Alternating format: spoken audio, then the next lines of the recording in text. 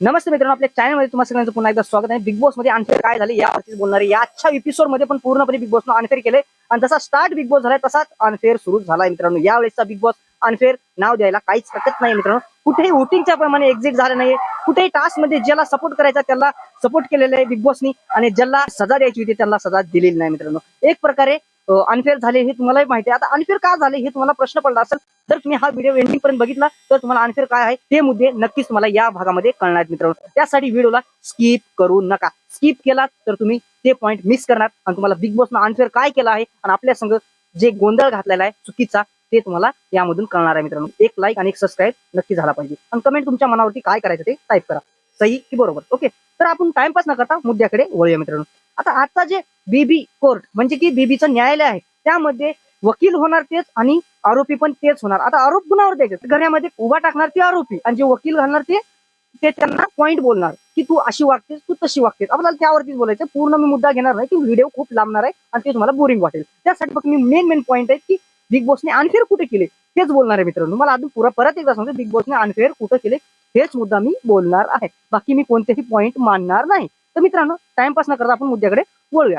तर मित्रांनो, पहिल्यांचे बीबी कोर्ट मध्ये सदस्य होते ते होते रेवा आणि तन्वी। आता एक सांगा मला, तन्वी स्टार्टिंग टू एंड पर्यंत स्ट्रॉंग मध्ये खेळत आहे आणि स्ट्रॉंग मध्ये खेळत आहे। तर रेवा आता तिचा गेम स्टार्ट झालाय, काही दिवसापूर्वी तिला गेम कळत नव्हता, बाकीच्या सांगण्यावरून ती खेळत होती। यानुसार तन्वीला अपोनेंट एकदम कमजोर भेटलाय, इथं बिग बॉसने गेम खेळला मित्रांनो। बिग बॉसने डायरेक्टली तन्वीला तिकीट टू फिनालीच्या सदस्यामध्ये नाव जाणून बुजून टाकलेलं आहे, कारण की सगळ्यांना माहिती आहे हे दोन सदस्य जर आपण चॉईस केली तर इथे डायरेक्टली रिजेक्ट होणार कोण, ती आहे रेवा। त्याच प्रकारे झालं इथं पाचही सदस्यांनी रेवालाच गेम नाही यायचा, हिला मांडता येत नाही, मग तिचं स्वतःला स्टँड घेता येत नाही, कॅप्टन्सी पूर्णपणे फ्लॉप झाली। यामुळे तिला असे काही कारण देऊन बाकीच्या सदस्यांना पण तिला रिजेक्ट केले ना, इथं दावेदारीमध्ये तन्वी सक्सेस झाले। आता तन्वीच्या ओपोनेंट मध्ये जर गेम मध्ये ट्विस्टच बिग बॉसला आणायचा होता तर ओपोनेंट मध्ये मित्रांनो इथे पाहिजे होता कोण, आता विशाल तर खेळू शकत नाही, त्याला ऑलरेडी सजा दिल्यामुळे तो कोणताही सदस्यामध्ये या उमेदवारीमध्ये भाग घेऊ शकत नाही। इथं ओपोनेंट मध्ये मित्रांनो टोळीमधला दुसरा जर सदस्य बोललं ते होता राकेश। राकेशला जर अपोनेंट मध्ये ठरवलं असतं तर ट्विस्ट अजून वाढला असता मित्रांनो, इथे मतं फुटली असते। मग या मतानुसार कोण बिग बॉसच्या तिकीट टू फिनाले मध्ये सदस्याच्या उमेदवारीत ठरला असता मित्र, पण इथे नाही, कमजोरीला आधीच बाहेर काढायचं, कारण की कमजोरचा इथं प्रश्न येत नाही, इथं बिग बॉसला स्वतःचा गेम खेळायचा आहे। तर पण अनफेअर केलेले तुम्हाला वाटतं कमेंट मध्ये नक्की सांगा। आता दुसरा जे सदस्य आहे कोण, दीपाली आणि राकेश। आता इथं सरळ सरळ दिसतंय मित्रांनो कोणाला टार्गेट केलं जातंय, इथं टोटली जे गेम कमी आहेत त्यालाच टार्गेट बिग बॉसनं जाणून बुजून केलेलं आहे, कारण की त्यांनी पण स्टार्टिंग टू एंड पर्यंत गेम खेळत आहेत। एक प्रकार वेगळा आहे दीपाली ताईचा, कारण की ती सगळ्यांना आपल्या मायेप्रमाणे सगळ्यांना आपुलकीप्रमाणे सगळ्यांना बोलत असते। ती एक सदस्य अशी बिग बॉस वगैरे ती सगळ्यांना बोलत असते, तर तिचा गेम कळत नाहीये तिला, ठीक आहे त्याप्रमाणे बोलून तिला सगळ्यांनी रिजेक्ट केलेले।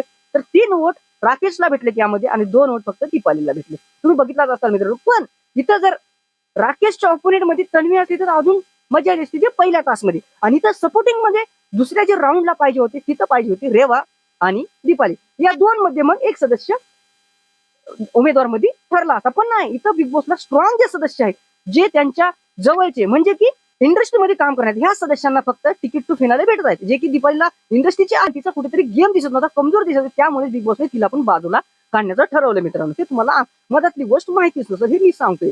तर मित्रांनो इथं त्याच प्रकारे गेम झालाय, म्हणून आता 2 सदस्य बिग बॉसला भेटलेलेच आहेत, कोण, तन्वी आणि राकेश। हे 2 सदस्य बिग बॉसला ऑलरेडी भेटलेले। हे 2 सदस्य बिग बॉसचे खूपच लाडके आहेत मित्रांनो, एक उजवा हात आहे तर एक डावा हात आहे। आता डावा हात सकाळी काय काम करतो हे तुम्हाला माहिती आहे, कुणाबद्दल बोलत आहे कमेंट मध्ये नक्की सांगा।